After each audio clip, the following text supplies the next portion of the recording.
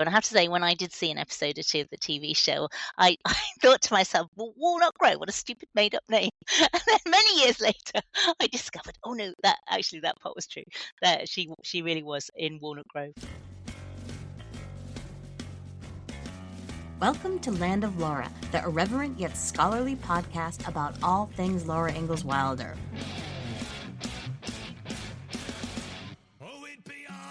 We've now had over 20 episodes, if you can believe that. And over those episodes, there's been a noticeable pattern in that the same people and places and areas of interest come up with frequency. So, friend of the pod, Eddie Higgins, and I thought it would be a good idea to get together and create a sort of Little House 101, where we identify and define some of the basics in the Little House world. Land of Laura listeners, Eddie Higgins is back in the studio. Hello, everyone. You might remember Eddie from episodes 4 and 10. She's a fellow Laura Ingalls Wilder fan and an extremely thorough researcher with a very, very good memory, which is why I love talking with her about Laura Ingalls Wilder stuff, because she can always correct me when I get things wrong. Well, I don't know so much about that. I worry I'm slightly a little bit like Laura Ingalls Wilder towards the end of the Little House series when she's starting to write to Carrie and say, I can't remember all this stuff. Can you help? So it's good that you have me on the podcast now before I forget any more of it. Well, I'm glad to have you anytime on the podcast. So today, what we're going to give you is what we're calling a sort of Little House 101. This is a podcast for people who have read and loved the Little House books, but they may not be quite so dedicated, crazy, geeky as we are, and perhaps don't have as much knowledge beyond what they've read in the books. So we're just going to supply the basics, a place where you can go back to, where you can reference anything that we talk about regarding Laura Ingalls Wilder's life or the Little House books that you might be wondering about. I think we're all at different stages of our learning about Laura Ingalls Wilder. So there's parts that I feel very comfortable with and other parts that I still got lots and lots to learn. And that's what's so great about your podcast, Sandra, because you've been covering so many different areas in the different episodes. So there is always something to learn. There really is. Thank you very much. Okay, so since we talk so much about origin stories here on Land of Laura, Eddie and I thought that we would give you a type of origin story regarding Laura herself. Who was Laura Ingalls Wilder? Okay, well, when we try and answer that question, I think we have to start by saying, if we're going to talk about Laura's origin story, which Laura are we actually talking about? And some of the time I'm going to be drawing on ideas that have been in your previous podcast episodes, Sandra. So this idea, I particularly was struck by what your guest, Dawn Sardella Ayres, had to say about the different Lauras and which one is my Laura and so on. That was in episode 13. Episode 13. Okay. So we can think about 3 different Lauras. There's Book Laura, the character that the author Laura Ingalls Wilder created in the Little House books. And then there is actual, real Laura Ingalls Wilder, the author. And then the third Laura is kind of TV Laura. And I think one of the myths around Laura Ingalls Wilder that has more and more been coming to light is the fact that Laura, number one, Book Laura, the Laura that we kind of first know, is not the same person as Laura number 2, the author, the real life Laura Ingalls Wilder. And so we're going to have a little think about the origin stories of both of those 2 people, the real Laura Ingalls Wilder and the book Laura Ingalls Wilder, and compare the kind of similarities and differences between the 2. So let's start with Book Laura, because I think that Book Laura is the one that we all fall in love with, and therefore it's hard to let go of the fact that she isn't the same person as Laura number 2, the real Laura Ingalls Wilder. But as far as the books are concerned, Book Laura is born in Pepin, Wisconsin, and that period is covered in the first of the Little House books, Little House in the Big Woods, which was published in 1932. Then Book Laura moves from Pepin, Wisconsin, and she goes to Independence, Kansas, or near Independence, Kansas, for Little House on the Prairie in 1935. And then she moves to Walnut Grove, Minnesota, for On the Banks of Plum Creek, which was published in 1937. Although the name Walnut Grove is mentioned nowhere in the book On the Banks of Plum Creek. You're absolutely right. And of course, I do know enough about the TV show to know that that is the setting of the TV show. And I have to say, when I did see an episode or two of the TV show, I thought to myself, well, Walnut Grove, what a stupid made up name. And then many years later, I discovered, oh no, that part was true. That she really was in Walnut Grove. And after Walnut Grove, Book Laura moves to De Smet, Dakota Territory in By the Shores of Silver Lake, which was published in 1939. And she sets up camp basically in De Smet. So she stays there for the long winter, Little Town on the Prairie, These Happy Golden Years, which were published between 1940 and 1943. And then much, much later on, we pick up The First 4 Years, which was published in 1971, and that's about the first 4 years of her marriage to Almanzo Wilder. And in the books, she has her parents, Ma and Pa, Caroline and Charles Ingalls. She has a sister, Mary. She has a baby sister, Carrie, initially. And then, as the books go on in By the Shores of Silver Lake, a new baby sister appears, and that's Grace. And I always give a little shout out to Grace, the youngest of 4 girls. It's a very hard way to grow up. And we covered the first 4 years in depth in episode 15 with our guest, Pamela Smith Hill, who wrote extensively about the first 4 years in her book from 2025, Too Good to Be Altogether Lost. Yes, that was a fantastic episode. And I think perhaps the first 4 years is where book Laura becomes closest to real life Laura. And there were a couple more posthumous books, which again kind of blur the line between book Laura and real life Laura, because really these were about real life Laura. On the Way Home in 1962 was Laura's diary of when the Wilder family migrated from De Smet to Mansfield, Missouri in 1894. And then there's also West from Home, which was published in 1974. And that was a set of letters that Laura wrote home to Almanzo while she was on a trip from Missouri to visit her daughter Rose in San Francisco for I never know whether it's the World's Fair or whether it was called something else, but I call it the World's Fair. I call it the World's Fair too. And that was in 1915. 1915. See, Eddie does know all the dates. Okay. Okay, Eddie, so what about our second Laura, the real Laura Ingalls Wilder? Okay, so Laura Ingalls Wilder, number 2, the real one, the author, her origin story is certainly pretty similar to book Laura's origin story, and that's why we often think of them as being the same person.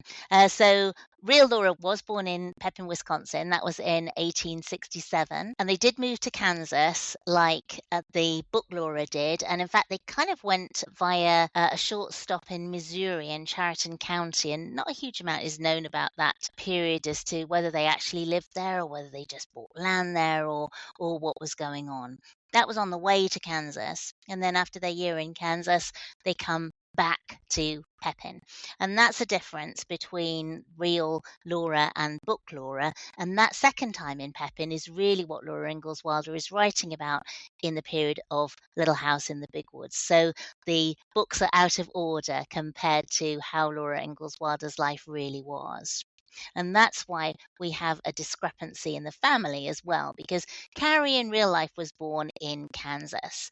And so in the book that's set in the Big Woods, that's actually after they've come back from Kansas, Carrie's there already. So, of course, when the books were flipped in order, they couldn't have Carrie being born in Kansas because she'd already been a character in the first book. So after their second trip to Pepin, they headed off again to Walnut Grove. In real life, instead of just staying in Walnut Grove and then heading over to De Smet, which is what the books would have us think, they actually did a lot more traveling around.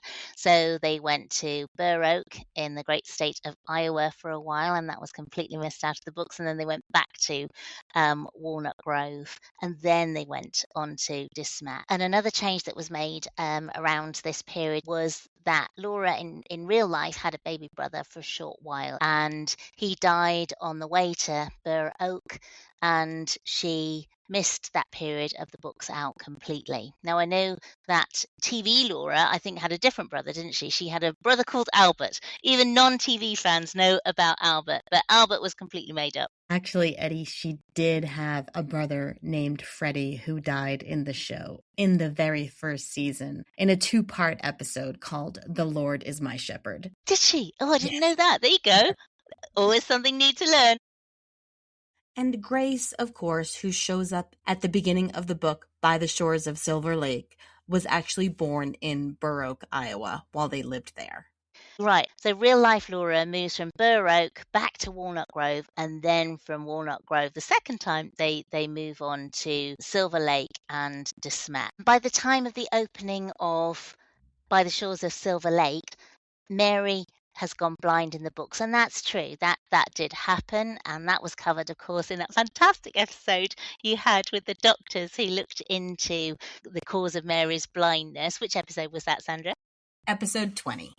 And they did live through the terrible hard winter of 1880 to 81. And Bob Bastard talked about that in episode 3. And Cindy Wilson talked about it as well in episode 7. And there are some differences between what actually happened in the hard winter and what Laura Ingalls Wilder portrayed. But the fact of that winter and the fact that they lived through it, that was all true. And Laura Ingalls did marry Almanzo Wilder. And I think, as our TV show expert, there's an issue about the pronunciation of Almanzo Wilder, isn't there, Sandra, that you need to tell us about? Yes, I am the resident TV show expert of the people who are here on this podcast right now, but I am not a TV show expert. That said, you might hear people on the podcast pronouncing Almanzo's name 2 different ways. People will say Almanzo, or they will say Almanzo. And mostly that has to do with the TV show, which when his name was first said, I believe in the episode Back to School, it was pronounced Almanzo. So if the TV show is your frame of reference, that is how you think of his name being pronounced, Almanzo. However, if you actually heard Laura Ingalls Wilder mention her husband's name, which recordings of her voice do exist where she mentions him, we all know that she did actually call him Almanzo, which makes sense because even in the show, they said his nickname was Manny, which seems to naturally come from Almanzo. But anyways, we take both pronunciations here because we understand that the TV show is an extremely strong pull. Thank you for clearing that one up, Sandra.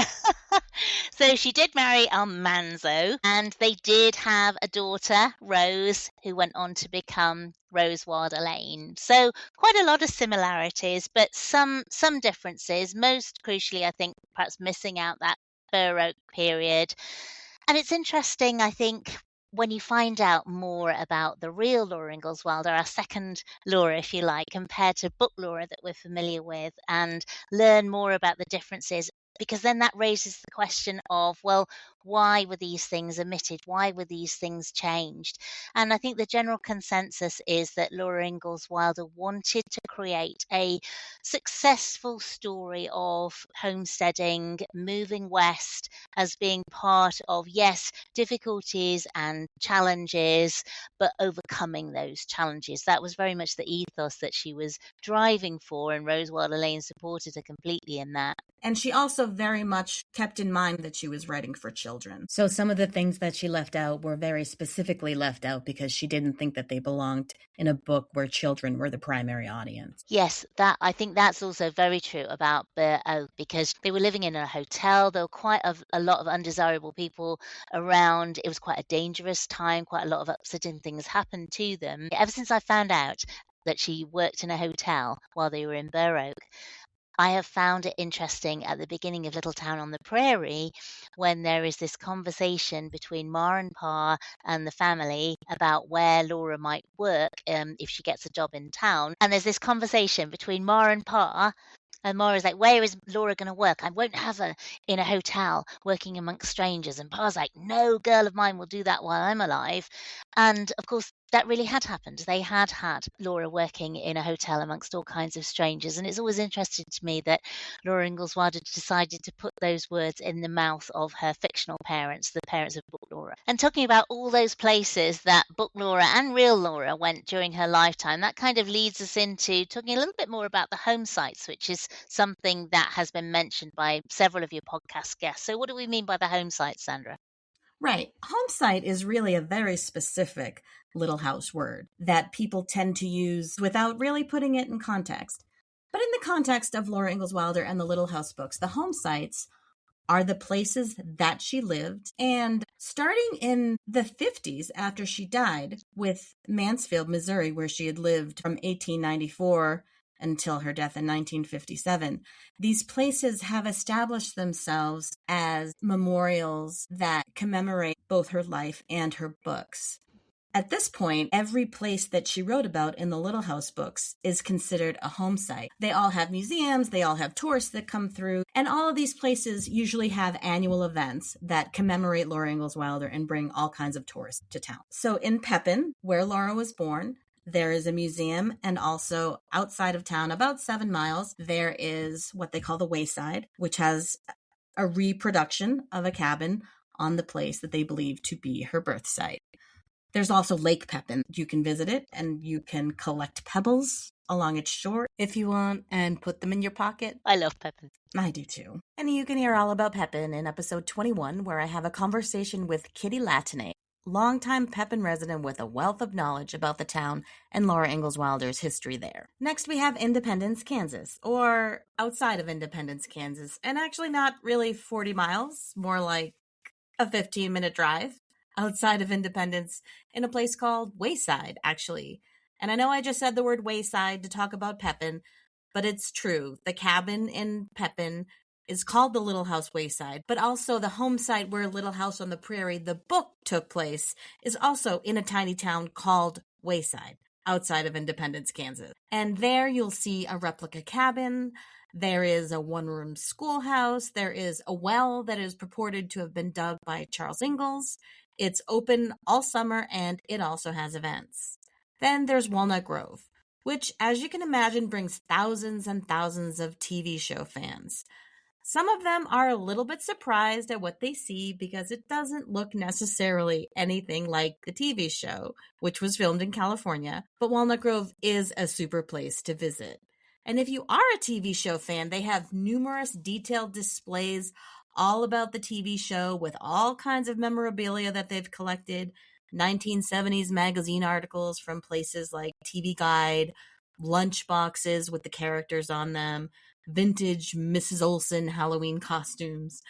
And in the back, mounted on the wall, is the actual mantle that hung on the set of the Ingalls house in the TV show. That museum also has several displays in smaller buildings that surround a sort of courtyard that's behind the gift shop where kids can just run around and have a whole bunch of fun. Some displays in those buildings are directly related to Laura Ingalls Wilder and Rose Wilder Lane and Garth Williams, but there are also sections dedicated to historical farming in the area and the town of Walnut Grove itself and its history. Walnut Grove really is a great place to take kids.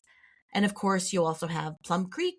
It's just a short drive outside of town, and out there you'll find not just the creek, but a depression in the ground that we're told is the likely site of the dugout.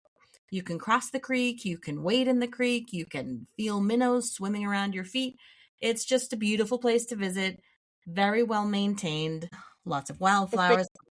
It's the Gordon family, isn't it? I think that's maintained it all these years. It is the Gordon family that has maintained it all these years. They have been wonderful. I don't think it even officially costs anything to go to Plum Creek, but there is a spot for donations where everybody should definitely donate as they're driving out to basically the Gordon's land to visit Plum Creek. So make sure to bring cash. In fact, and some of you might already know this, I also write a series of travel guides for visiting the Little House sites, at least the ones in the upper Midwest. And this is actually a piece of advice I put in all of them. When you go to the Little House sites, do bring cash. We also have Burr Oak, which is a very, very small town in Iowa outside of Decorah. The really notable thing about Burr Oak, which makes it absolutely worth visiting if anybody was thinking they might skip it, is that it is the single place that Laura Ingalls Wilder lived in her childhood that is still standing in its original location. And why are you making the distinction about that's still standing in its original location, Sandra? Well, I'll get to that when we get to De Smet. Okay. So it's the Masters Hotel in Burr Oak, which runs tours, and it existed as a hotel for quite a few years outside of when Laura's family lived there. And next we have De Smet. Because 4 books took place in De Smet, there is so much to see. And honestly, De Smet was the place that inspired me to write my first Land of Laura travel guide, because I loved going there. I loved taking my kids there. And I loved giving advice to anybody who wanted to go there, because there is so much to see and so much did happen there. There is so much history there. Eddie, why don't you take over a little bit and talk about De Smet?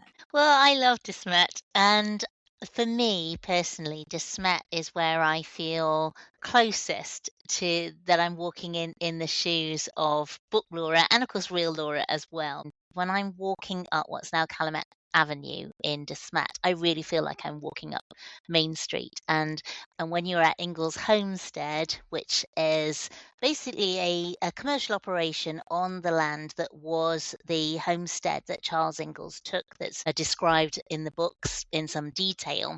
You can picture lines from the book as you wander about, and it's fantastic. And the Memorial Society in De Smet owns several buildings in town as well, and they run tours of those. So there is the Ingalls family 3rd Street house. After Laura and Almanzo got married and moved off to Almanzo's, well, first of all to his tree claim and then later to his homestead, that is where the rest of the Ingalls family ended up moving in town when they moved off the homestead altogether.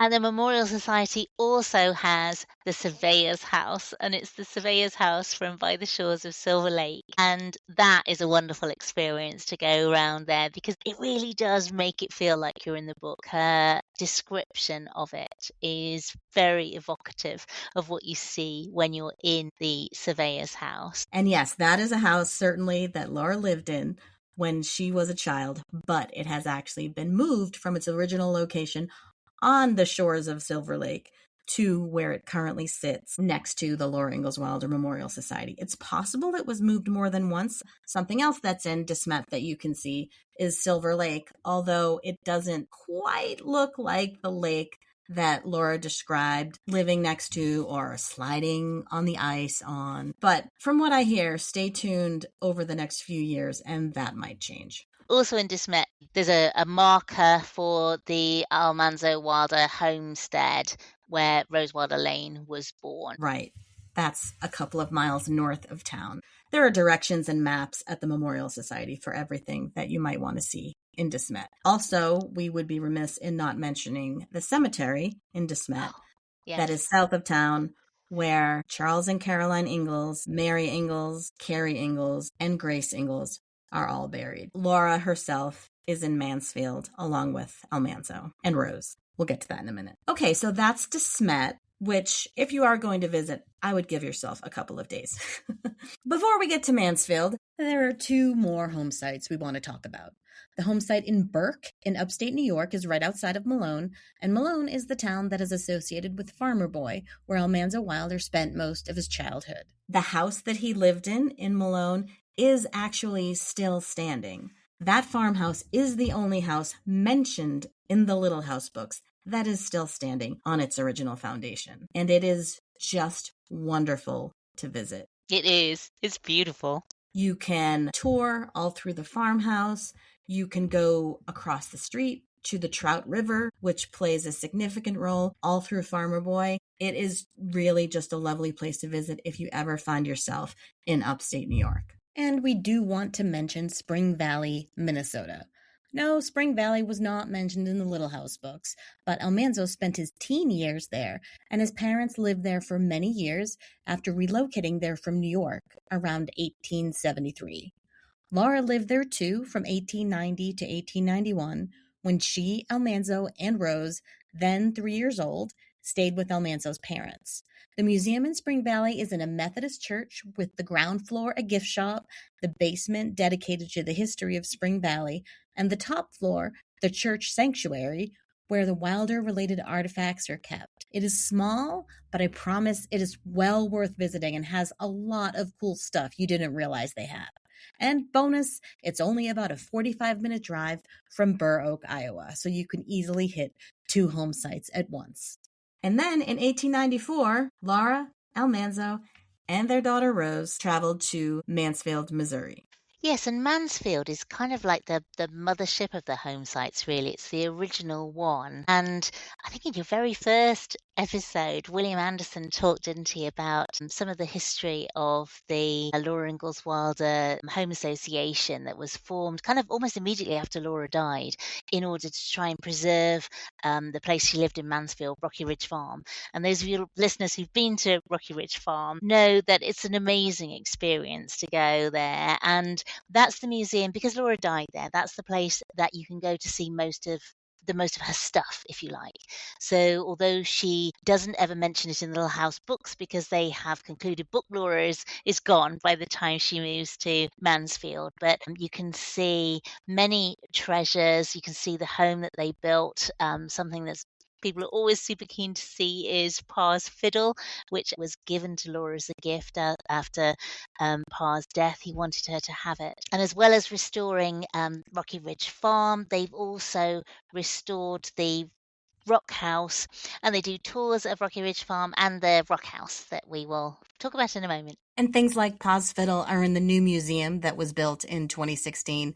It's pretty amazing and is just down the hill from the farmhouse. Okay, Eddie, now let's have a rapid fire round about a few things that seem to be mentioned over and over so we can identify what they are. Okay, sounds good. So, Pioneer Girl. Eddie, you want to tackle that one? So, Pioneer Girl is the life story that Laura Ingalls Wilder wrote by hand in around spring of 1930, and it was kind of the precursor to the Little House books. So she wrote it, and then Rose Wilder Lane became involved, and various different versions of it were produced, and it finally came to publication in 2014, was it? Pamela Smith Hill talked about that in her episode because she was the editor of that, and it's the most gorgeous book. It's enormous. It's a big, heavy book with Laura's original writing and lots of annotations explaining what Laura was talking about, and it's fantastic to read it alongside the Little House books, and you can see how the books were crafted. You get a real sense of that from reading Pioneer Girl. The Missouri Ruralist. We mentioned that quite a bit. So the Missouri Ruralist was a regional farm newspaper, and that is really where Laura got most of her writing training. She started writing for the Missouri Ruralist back in 1911 and continued writing ultimately with her own regular column, As a Farm Woman Thinks, through 1924. So that is where Laura practiced writing. That is where she really honed her writing skills. She certainly got advice from her daughter, but she was writing regularly without Rose's help for the Missouri Ruralist for a very long time. Eddie, tell us about Let the Hurricane Roar and Freeland. Okay, so Let the Hurricane Roar and Freeland were written by Rose Wilder Lane, and they both had their origins as magazine articles. It's a serialization in the Saturday Evening Post, and then they were both produced as books later. So Let the Hurricane Roar came out in 1932 was when it was serialized, and then it came out in book form in 1933, and then Freeland was a little bit later on. That was 1938.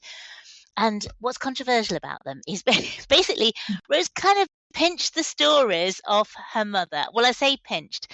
Let the Hurricane Roar, she drew very much on what she had read in Pioneer Girl, and it's something of a controversial matter as to how much Laura Ingalls Wilder knew about that. By the time of Freeland, which was a little bit later, several of the Little House books had come out by that time, and Laura and Rose, I think, regarded writing as basically a partnership between them in many ways. So there's quite a bit of evidence that both her parents cooperated in helping Rose write Free Land. That the Hurricane Roar is more kind of imagining the Ingalls story without the children, basically. They're called Charles and Caroline in the original version. It's sort of got elements of Plum Creek to it. It's got some elements of De Smet to it. Free Land is more the story of Almanzo, and he's not called Almanzo, he's called David. And basically it's the story of him going out to the Dakota prairies, and many of the things that happen to him are the sort of things that we're familiar with from the Little House books. And Let the Hurricane Roar will probably come up more on the podcast than Freeland, because the writing, the publication, the research, the whole process around Let the Hurricane Roar had significant impact on the relationship between Laura Ingalls Wilder and her daughter Rose. Okay, next rapid fire. Ghost in the Little House, Sandra. What's Ghost in the Little House? We've heard that mentioned on the podcast a few times. We have, and I know that we will again. Ghost in the Little House was a very, very, very controversial biography of Rose Wilder Lane that came out in 1993, written by William Holtz, basically claiming that Rose Wilder Lane was responsible for writing the entire Little House series. By now, we know that that's not necessarily the case. A lot of scholars have dug into it. But as of right now, that biography remains the premier biography about Rose Wilder Lane herself. And what about Prairie Fires, Sandra? Prairie Fires, we just heard recently from the author of Prairie Fires, Caroline Fraser. Prairie Fires definitely comes up a lot in the podcast. It is a biography that came out in 2017. It won the Pulitzer for biography in 2018, and it really made quite a splash in the Little House world. It's absolutely fantastic. What I love about it, and I've read it maybe 5 times now, and every time I read it, I see something that I've managed to miss before or that didn't sink in the same way. There is just so much, and it sets Laura Ingalls Wilder and Rose Wilder Lane's life in context absolutely fantastically. Yes, the context that she provides around Laura's life is really something that we haven't seen before and can learn so much from, especially over multiple reads. And it also really pulls the curtain back on how the Little House books, the writing of the Little House books, the publishing of the Little House books was a team effort between both Rose and Laura. Eddie, tell us about the Rock House. Okay, so the Rock House, that is another building that is at Mansfield on the Rocky Ridge grounds, basically. This story kind of gives an insight into Rose Wilder Lane a little bit. So when Rose Wilder Lane came back from her second trip to Albania, she decided that she would build her parents a house. She didn't ask them particularly whether they wanted to build them a house, but she decided to build them a house. And she bought kind of like a kit, a house building kit with a house ready designed as a sort of off the shelf thing. But Rose being Rose, she didn't just have the off the shelf one built. She decided to embellish it, and she hired an architect, and she ended up spending way more money than she originally intended to. And that was finished towards the end of 1928.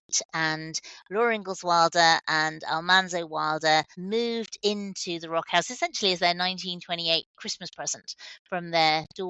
So Laura Ingalls Wilder was living at the Rock House when she wrote Pioneer Girl and when she wrote the first few of the Little House books. And meanwhile, Rose, who was back from her travels, moved into Rocky Ridge farmhouse, did quite a few renovations there, and basically had various house guests to stay with her, took in different visitors at different times, and she stayed there until basically 1935, and eventually Laura and Almanzo basically jumped up and down and said, couldn't we have our farmhouse back? And they moved back to Rocky Ridge Farm, and Laura Ingalls Wilder continued to finish off the Little House series, therefore, at Rocky Ridge Farm. And you can visit the Rock House. The Laura Ingalls Wilder Home Association at Mansfield managed to purchase it. It had actually been sold to some neighbours, but they bought it back, restored it, opened it up, and I have to say I've got a little confession to make, which is I think the Rock House is nicer than Rocky Ridge. I love it. Perhaps it's because it was marketed as an English rock house, and obviously being English, I particularly liked it. Was it an English stone cottage? Is that what it was? Yeah, yes, something like that. Yeah, I think. And today you can walk between Rocky Ridge Farmhouse and the Rock House exactly the way Laura and Rose used to when they both Yes. lived there. And I will say that the Rock House itself will likely make for a very good podcast topic in the future because there is so much to say. Stay tuned, folks. Yes, yes. And Eddie, because you live in the great state of Iowa, why don't you tell us what we mean when we say the word Hoover? Okay, so again, in the podcast, you've heard people talking about Hoover lots of times. What we mean in the context of Laura Ingalls Wilder is the Herbert Hoover Presidential Library and Museum, which is in West Branch, as Sandra correctly identified, in the great state of Iowa. What's notable about Hoover is its Laura Ingalls Wilder / Rose Wilder Lane collection. And again, I think we may hear more about this in detail on a later podcast, mightn't we, Sandra? It has a collection of papers, including manuscripts and letters and lots of other material related to Rose Wilder Lane that has become the primary location for scholars who are wanting to research into the life of Laura Ingalls Wilder and Rose Wilder Lane. The collection there is absolutely fantastic and well worth seeing. And Eddie, why don't you also tell us about Trub? Okay, Trub. So Trub, who's been mentioned several times on the podcast as well. Trub is short for Troubles, and that's the nickname of Helen Dorr Boylston, who was a great friend of Rose Wilder Lane. She met her on a train, I think, in Europe sometime in, I want to say, 1920, and they struck up a friendship, and later on, Trub came to essentially live with Rose Wilder Lane for quite some time at Rocky Ridge Farm, and they had various adventures together. And Trub also went with Rose to Albania along with Yvonne, their maid. They drove there from Paris in a Model T Ford, and that trip's described in a book called Travels with Zenobia. So Trub was a big figure for a while in Rose Wilder Lane's life, and then kind of a little bit typically of Rose, she kind of moved on to other people, and we don't hear so much of Trub onwards after kind of the mid-1930s, I want to say. Yeah, I think that's right. Since you already brought up Albania, round that out for us and tell us the importance of Albania and why that comes up on the podcast. Okay, well, lots more detail about Albania in your episode with Kelly Ferguson, wasn't there? Rose, during her travels, went to many, many places in Europe, including Armenia, which Sally Ketchum and Ginger Peterson talked about as well in that episode, didn't they? You've covered everything on this podcast, Sandra. But when she got to Albania, she fell in love with it. And for some reason, she decided that Albania really was the place for her. And even though she came back to Rocky Ridge, she determined that she would go out there to live. So when she and Trub went there in 1926 with Yvonne, they essentially meant to stay there, and she was going to build a house and so on. And then that all went pear-shaped, and they ended up coming back in 1928. And that is really what Kelly is researching more into, what they did in Albania and why they came back when they did. Yes, and if you missed that episode, that was episode 12 with Kelly Ferguson, who writes the Substack Albaniac, which you can find pretty easily searching on the internet. And it's very funny. Yes, she is hilarious. Our last rapid fire item is LauraPalooza. You hear LauraPalooza come up every once in a while. LauraPalooza is a conference that was started by the Laura Ingalls Wilder Legacy and Research Association in 2010. And it's been held several times since then, usually quite close to one of Laura's home sites. It has been held in Wisconsin. It has been held in South Dakota, in Missouri, in Minnesota, and even once in Burlington, Vermont, right over the border from Malone, New York. I don't believe any details have been released about when the next one is, but just keep in touch with the Laura Ingalls Wilder Legacy and Research Association, and you will find out. And I will definitely be talking about it here, as well as any other conferences where people will be presenting on academic topics related to Laura Ingalls Wilder research. So now we'd like to do a little bit of fact-checking, or perhaps myth-busting, you might call it. These few gray areas where people tend to have differing opinions about things, and these topics come up on the podcast also. Eddie mentioned this earlier, that out of the two of us, I am the one that is more qualified to talk about the TV show. And I guess that is true. So what does the book series have to do with the Little House on the Prairie TV show that started in September 1974 and was on the air through the 80s, and I believe is still in syndication to this day? The TV show Little House on the Prairie started with Ed Friendly as an executive producer. He was an experienced Hollywood producer, and he was interested in bringing the Little House books to the small screen. One of the ways he got the powers that be to agree to bring the Little House books to the small screen was by getting Michael Landon on his team, who was extremely famous and extremely influential at this time. However, not that long into the series, Ed Friendly decided that Michael Landon's vision for the show and his vision of the show were not exactly the same. So he left his creative role on the show, but still remained as a producer. So the TV show did deviate quite a bit from what readers of the book series were familiar with as far as Laura's life was concerned. The milestones are definitely included. Mary goes blind. Laura does meet and marry Almanzo Wilder. There's even a brother Royal at some point. There is a Miss Beadle as a teacher. But basically, it's not anything that can be relied upon as resembling Laura's real life. Case in point, her family never did adopt a boy named Albert. They also never did adopt an additional 2 children called James and Cassandra. One more fact check / myth busting we would like to do is, a lot of people think, so Laura Ingalls Wilder just took up a pen as an old woman of 65, right? And wrote these amazing books just out of nowhere, right? Eddie, is that true? If only it were that simple. It would be inspiring for all of us as we head towards 65 that perhaps we've got a best-selling children's series in us.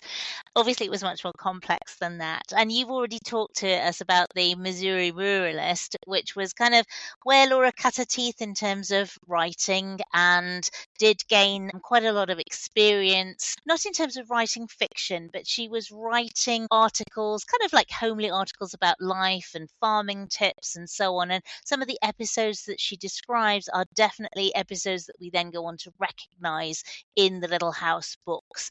And she also, again, kind of with the aid of Rose Wilder Lane, wrote some articles for national magazines and so on as well. So when she came to write the story of her life, Pioneer Girl, in the spring of 1930, this was not the first time she was ever putting pen to paper. Pioneer Girl itself then went through quite a complex iteration before it reached what we recognise now as the Little House books. Laura started by writing everything she could remember. She handwrote it on tablets, and those tablets are in Mansfield. And you know, you have graduated from being just a Laura Ingalls fan to being a Laura Ingalls super fan when you get to the stage of thinking, where are these things? Where can I go and see these words that Laura Ingalls Wilder wrote? So they're at Mansfield, and they are not on public display, but you can go to Columbia, Missouri, to the State Historical Society Center there and see them on microfilm. Or, of course, you can buy the printed version of Pamela Smith Hill's edited, published version of Pioneer Girl. But picture Laura trotting on the road from the Rock House, where she's written all this down, up to Rocky Ridge, and she is giving it to her daughter, Rose Wilder Lane, who, of course, by this time was quite a famous journalist and author in her own right. And Rose does what she calls running it through her typewriter.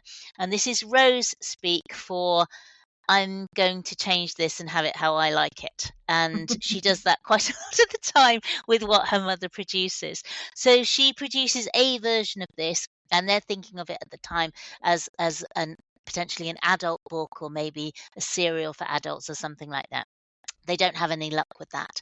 So Rose takes the manuscript again, and this time she starts thinking, well, can I make a children's book out of this? And produces a manuscript called When Grandma Was a Little Girl, which is partially accepted by Marion Fiery at Knopf, although she wants some changes to it.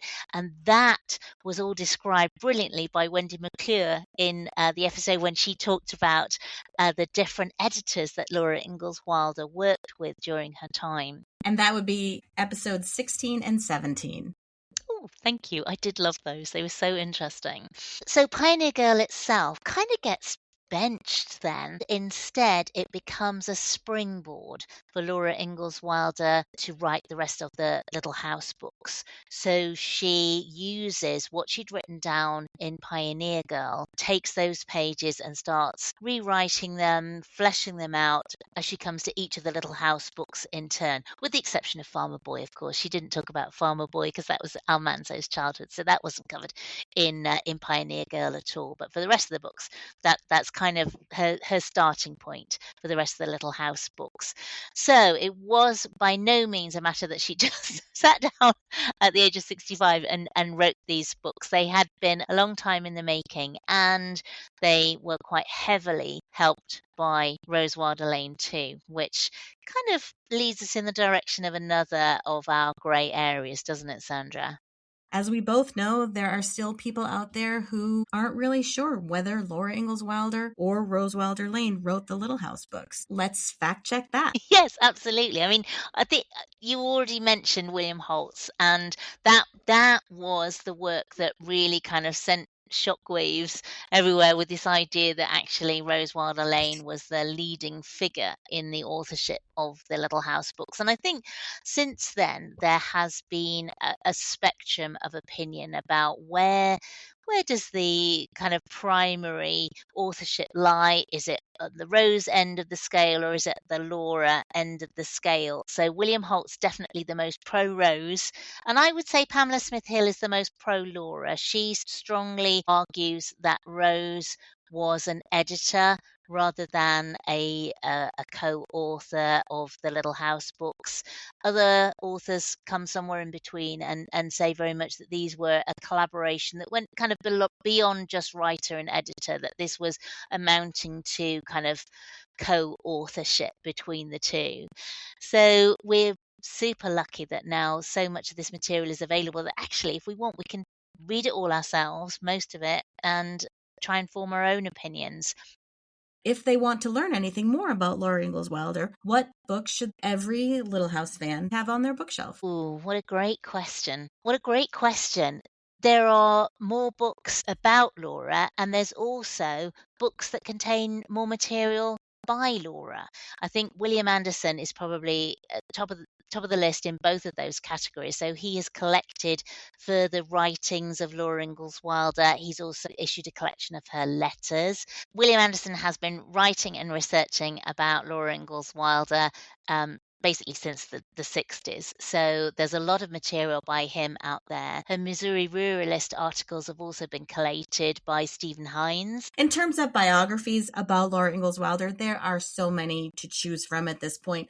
The very first is one that comes up also in the podcast all the time, Laura by Donald Zuckert, which came out in the 1970s and was basically based on Pioneer Girl. Then in the 90s, we saw Becoming Laura Ingalls Wilder in the late 90s by Dr. John Miller of South Dakota. Later on, Pamela Smith Hill wrote Laura Ingalls Wilder, A Writer's Life.